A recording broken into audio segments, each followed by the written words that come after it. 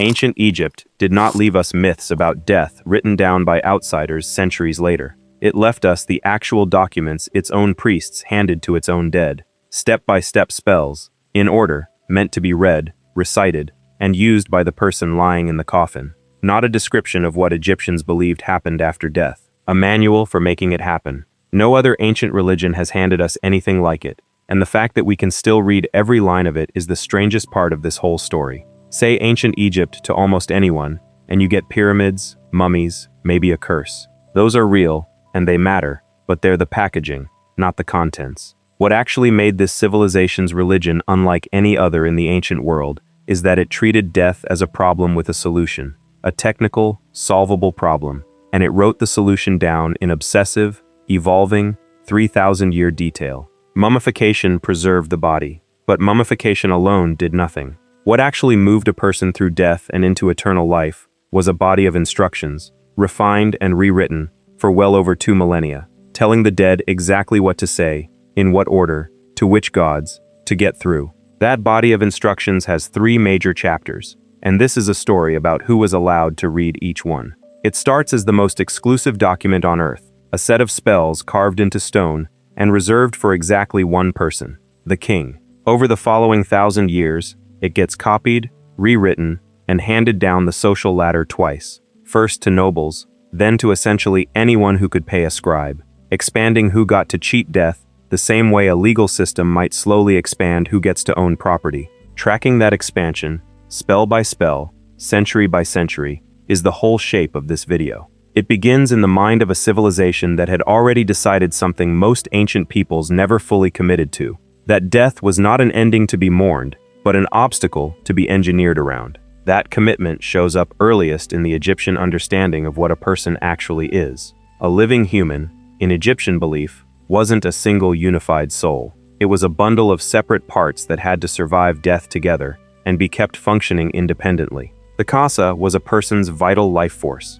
a kind of spiritual double-born alongside the body, requiring ongoing offerings of food and drink even after death, which is exactly why tomb walls are covered in painted banquets, and why the living kept bringing real offerings to tombs for generations. The Ba, often shown as a human-headed bird, was closer to personality and mobility, the part capable of leaving the tomb and traveling between the world of the living and the underworld. A person's Ren, their name, counted as a distinct component too, and had to be preserved and spoken to keep that person existing at all, which is exactly why Egyptian kings so often hacked their predecessors' names off monuments during political disputes. Erasing a name wasn't vandalism in the modern sense. It was an attempt at actual, ongoing spiritual murder, carried out centuries after the original death. Only if the Kea and Ba successfully reunited each night with a properly preserved body, itself still identified by an intact name, could a person achieve Ak status, a transfigured, effective spirit capable of living eternally among the gods. Miss any one of these steps, and a person didn't get punished exactly. They simply ceased. A second, final death, far more frightening to Egyptians than the first one. Layered onto this mechanical model of the self was a story that gave the whole system its emotional core, the myth of Osiris. Osiris, in Egyptian tradition, was Egypt's first king, murdered by his jealous brother Set, who dismembered his body and scattered the pieces across the land. Osiris's sister wife Isis, aided by her sister Nephthys, searched out and gathered the scattered pieces, reassembled them, and magically reanimated her husband just long enough to conceive their son Horus, before Osiris descended permanently to rule as king and judge of the dead. Horus grew up and spent years locked in violent conflict with his uncle Set over the rightful throne of Egypt, a struggle eventually resolved by a tribunal of the gods in Horus's favor. Every living pharaoh was identified with Horus, ruling the world of the living, while every dead pharaoh, and eventually every dead Egyptian at all, was identified with Osiris, ruling the world of the dead. That single inherited structure, current king as Horus, deceased king as Osiris, gave Egyptian kingship a built-in mechanism for smooth succession. A king's death wasn't a political rupture so much as a scheduled promotion into godhood, immediately followed by his heir stepping into the role he'd just vacated. Every Egyptian who died, in later theology, was ritually identified with Osiris himself, addressed in funerary texts as Osiris so-and-so, undergoing a version of the same murder, reassembly, and rebirth the god himself had survived. Osiris wasn't a myth Egyptians told about death from a safe distance. He was the template every single one of them expected to personally follow. Getting a body ready to follow that template was itself a technology, refined obsessively over centuries. Early mummification was crude and inconsistent, and improved dramatically as Egyptian embalmers learned, through trial, observation, and an enormous cumulative body of practical anatomical knowledge, exactly which organs decayed fastest and how to stop them. The heart, believed to be the actual seat of thought and the very organ that would later sit on the scale of judgment, was deliberately left in place, while the brain, which Egyptians apparently regarded as functionally unimportant, was removed and discarded entirely. By the New Kingdom, the full process took a documented 70 days. Removing the brain through the nostrils with a hooked instrument, the liver, lungs, stomach, and intestines, through a flank incision, to be preserved separately in 4 canopic jars, each one protected by one of the 4 sons of the god Horus, drying the body for roughly 40 days in natron salt, then wrapping it in hundreds of yards of linen with protective amulets, including a carved heart scarab, inscribed with a spell instructing the heart not to testify against its owner, tucked between individual layers at specific points on the body. This wasn't hygiene, it was infrastructure. A Ka needed a recognizable body to return to each night, and a poorly preserved corpse put the entire afterlife project at risk before a single spell was ever spoken. The spells themselves come first, in the historical record, at the very top of Egyptian society, and nowhere else. Around 2400 BCE, near the end of Egypt's 5th dynasty, the aging king Unas did something no Egyptian ruler had done before him. He had the interior walls of his own pyramid at Saqqara carved, floor to ceiling, with hundreds of religious spells, hymns, and threats, addressed directly to the gods, meant to protect his body, reanimate his spirit, and lift him bodily into the sky to join the imperishable stars. These are the pyramid texts, among the oldest religious writings anywhere on earth, inscribed only a few centuries after Mesopotamian scribes first began turning their own accounting script toward hymns and prayers. The 2 oldest religious literatures in the world, taking shape in roughly the same broad window, on opposite ends of the ancient Near East, apparently without contact. They mark the first written appearance of Osiris by name in Egyptian history, and they are almost entirely concerned with one single person, the king himself. No other Egyptian, of any rank, had access to a single line of them. The texts read less like prayer and more like an owner's manual crossed with a threat. Spells describe multiple possible routes to the sky, by ladder, by ramp, by staircase, or, most often, by transforming into a falcon or goose and simply flying there, giving the dead king several contingencies in case one method failed. Other spells instruct the king to declare himself equal to, or greater than, the gods he encounters along the way, and some go further still, threatening specific deities with violence or humiliation if they refuse to cooperate with the king's ascension. One especially startling sequence, later scholars nicknamed the Cannibal Hymn, describes the king hunting down and literally consuming the gods themselves, absorbing their individual powers the way a predator absorbs the strength of its prey, an image so violent that Egyptologists initially assumed it had to be describing something purely symbolic, though the text itself makes no such distinction. This is not a humble petition to divine mercy, it's a pharaoh, even in death, expecting the same absolute obedience from gods that he'd commanded from his own court while alive, because in Old Kingdom theology, the king wasn't a devoted subject of the gods. He was functionally one of them, and the texts were written for a being who expected to walk straight through death's door as an equal, not a supplicant. That confidence didn't survive the Old Kingdom's own collapse. Toward the end of the 6th dynasty, Egypt's central government weakened badly. Provincial governors grew increasingly independent, and by around 2181 BCE, the unified kingdom had fractured into the roughly century of regional fragmentation historians call the First Intermediate Period. A king who could no longer guarantee bread in the capital had a much harder time convincing anyone that only he deserved a guaranteed seat among the stars. Local governors and officials, wealthier and more autonomous than they'd ever been under a strong pharaoh, began doing something that would have been unthinkable a century earlier. They started having versions of the king's own funerary spells copied onto the inside of their own wooden coffins. These are the coffin texts, and the copying wasn't simple theft. Scribes adapted roughly a third of the old royal material, and combined it with well over 1,000 new spells, addressing concerns no Old Kingdom pyramid inscription had ever needed to cover, because kings had never worried about arriving in the afterlife without connections or resources,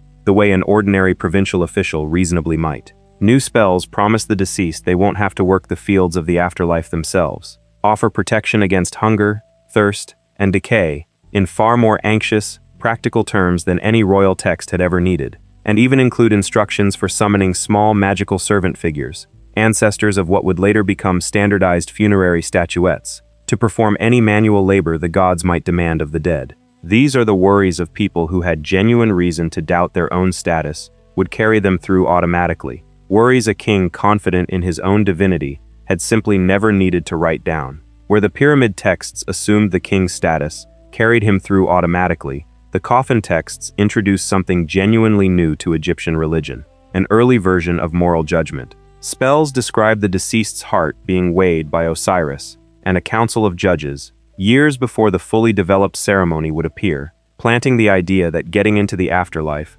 might depend not just on having the right spells, but on having lived a defensible life. One especially striking addition, a lengthy passage scholars now call the Book of Two Ways, functions as the first known map of the underworld anywhere in Egyptian religious history, laying out two parallel routes, one by water and one by land, each lined with specific dangers, lakes of fire, hostile guardian spirits, that a traveler needed the right spell to survive. Access to eternity, in other words, no longer belonged to one man by virtue of his throne. It belonged to anyone wealthy enough to commission an inscribed coffin and a knowledgeable scribe, which was still a real barrier, but an enormously wider one than a single pyramid wall had ever been. The third and final expansion took that logic to its natural conclusion, and it happened as Egyptian society itself became more commercially sophisticated. By the New Kingdom, roughly 1550 BCE onward, the old practice of carving spells into stone or wood gave way to writing them on papyrus,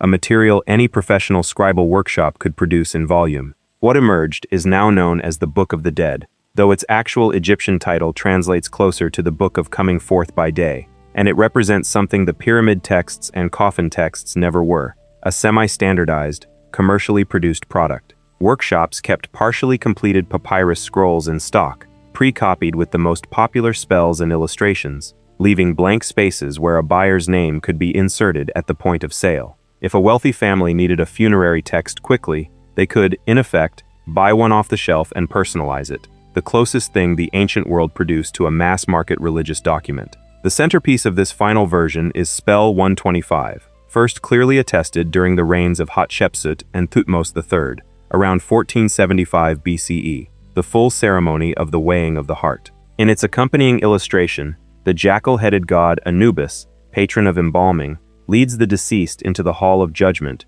and personally operates the scale, while the ibis-headed god Thoth, patron of writing and wisdom, stands ready to record the result on his own scribal palette. The deceased's heart, believed to record every act of their life, is placed on one side of a great scale. On the other side sits a single ostrich feather, representing Ma'at, the Egyptian concept of truth, balance, and cosmic order itself. Before the weighing, the deceased recites what scholars call the negative confession, a long, specific list of sins they swear they did not commit, addressed one by one to 42 individual judges, each judge tied to a specific offense and a specific region of Egypt, turning the whole ceremony into something closer to a legal deposition than a prayer. I have not stolen, I have not killed, I have not told lies, I have not caused anyone pain. That heart scarab amulet, tucked into the mummy's wrappings during embalming, was inscribed with its own spell, addressed directly to the heart itself, instructing it not to stand as a witness against its owner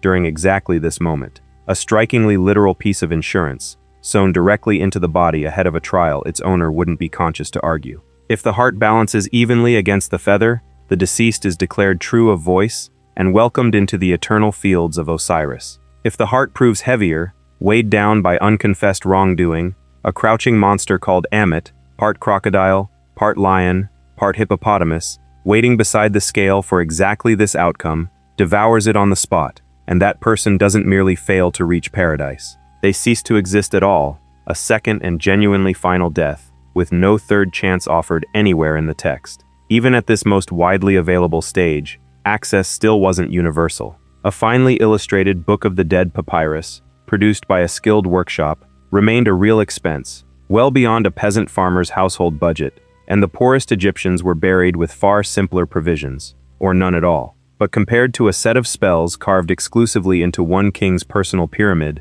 the shift was enormous. Merchants, mid-level officials, and eventually even modestly prosperous craftsmen could plausibly afford a version of the exact same judgment ceremony a pharaoh underwent, reciting, in principle, the same words, facing the same scale, with the same theoretical shot, at the same eternity. Osiris presided over 5th dynasty kings and New Kingdom merchants, using the same basic ceremony, 3 separate times, refined and rewritten as more and more Egyptians gained access to it. One king briefly tried to burn this entire system down, and it's worth pausing on him, precisely because he failed so completely. Around 1353 BCE, the pharaoh Akhenaten attempted to replace Egypt's entire crowded pantheon, Osiris, Isis, Amun, and hundreds of others, with worship directed at a single god, the sun disk Aten, closing rival temples, defunding their priesthoods, and erasing competing gods' names, Amun's especially, from monuments across the country,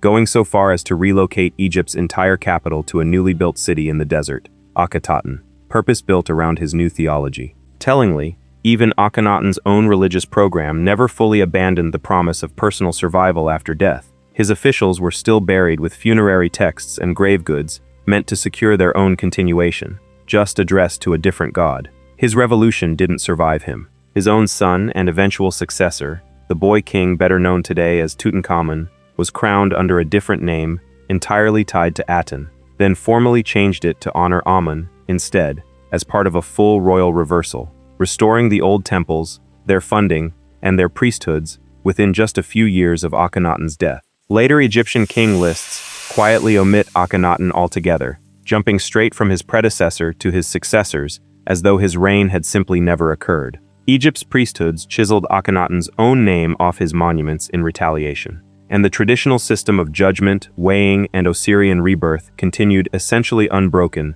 for well over another 1,000 years, as if the interruption had barely happened at all. If anything, the episode proves how deeply embedded this specific afterlife machinery had become. Even a king with absolute authority couldn't simply legislate it out of existence. What did eventually end it wasn't a rival Egyptian theology. It was a conquest from outside that, over centuries, changed what happened to the temples where these ceremonies were actually performed. Alexander the Great's conquest of Egypt in 332 BCE ended native pharaonic rule entirely, and the Greek Ptolemaic dynasty that followed him, followed in turn by direct Roman annexation in 30 BCE, kept the old temple system running largely intact for centuries, with foreign rulers often having themselves depicted in traditional pharaonic regalia, making offerings to Osiris and Isis in exactly the poses Egyptian kings had used for millennia, even as real political and religious authority steadily drained toward Alexandria,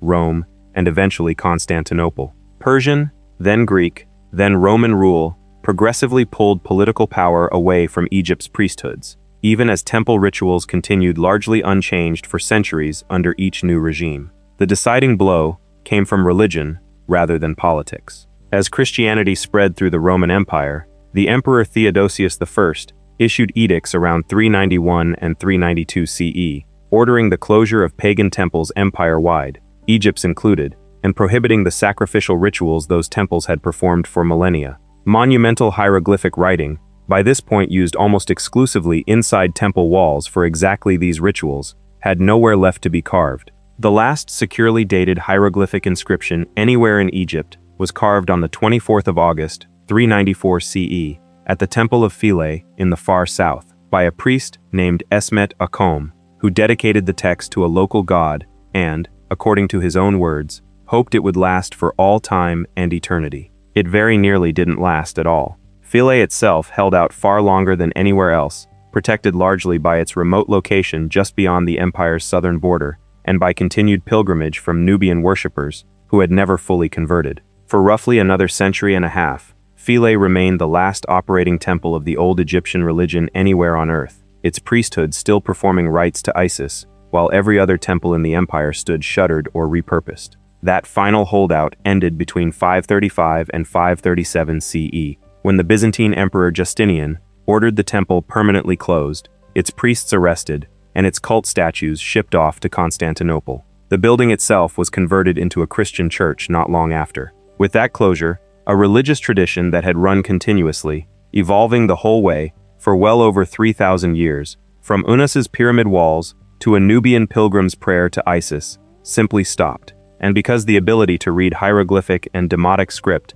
had never survived independently of the priests who used them ritually, the moment the last of those priests died, the meaning of every word on every temple wall, coffin, and papyrus scroll in Egypt went dark along with them. It stayed dark for well over 1,000 years, readable as beautiful pattern but not as language, until a French soldier in Napoleon's occupying army stumbled onto a broken slab of black granite near the town of Rosetta in 1799, inscribed with the same decree, written out 3 separate times, in hieroglyphic, in demotic, and in Greek. Because scholars could already read the Greek, the Rosetta Stone offered exactly what the Behistun inscription had offered Mesopotamian cuneiform a generation later, a genuine key. It still took over 2 decades of failed attempts and false starts before real progress began. Thomas Young, an English polymath already famous for his work on light and optics, made the first genuine breakthrough around 1814, correctly identifying that the oval rings called cartouches scattered through the hieroglyphic text enclosed royal names, and working out several individual phonetic signs inside the name Ptolemy. Jean-François Champollion, a French scholar who had reportedly been obsessed with Egypt since childhood, built directly on Young's cartouche insight, and using a second inscription bearing the name Cleopatra to cross-check his growing list of phonetic signs, finally cracked the system's underlying logic in 1822. Hieroglyphs weren't the simple picture writing everyone before him had assumed, but a genuine mixture of phonetic sounds, whole word symbols, and pronunciation guides, working together in the same sentence. For the first time in roughly 14 centuries, someone could open a Book of the Dead papyrus and actually read the instructions inside it, the same words a New Kingdom scribe had once sold to a grieving family, the same confession a 5th dynasty king had once recited to a god, who, by Champollion's own era, had not been worshipped by a single living person in over 1,000 years. That's the complete arc of this civilization's religious life. From one king's private instructions carved into stone, to a merchant family's purchased papyrus, to a silence lasting 14 centuries, broken only by careful, patient philology, rather than by anyone's continued belief. What makes ancient Egyptian religion different from nearly everything else this channel has covered isn't the gods themselves, elaborate as they were, and it isn't the pyramids or the mummies, spectacular as they remain. It's that at every stage of this 3,000-year story, from Unus to the last priest at Philae, Egyptians insisted on writing down exactly what they expected death to require of them, in enough practical detail that a person alive today can follow the actual steps. No other ancient religion left behind its own working manual. Egypt spent 3,000 years rewriting one, expanding who got to use it, and refusing, right up to the very last hieroglyph carved into stone, to leave the most important instructions of all to memory alone. There's something worth sitting with in exactly what got preserved and why.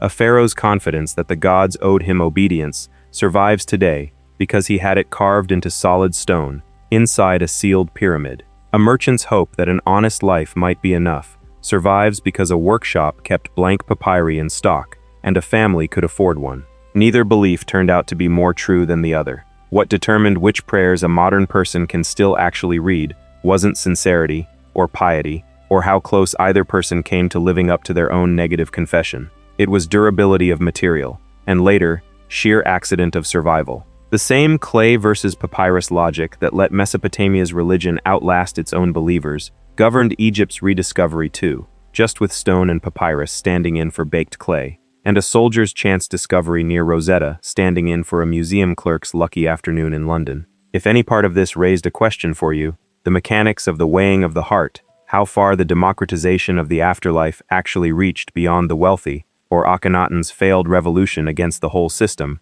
that's worth sitting with. Which thread of this one would you want pulled on further? The comments are where that conversation actually happens, and it shapes what gets covered next. 3 different versions of the same instructions, rewritten across 3,000 years, for 3 different classes of the dead. That's not mythology, that's documentation.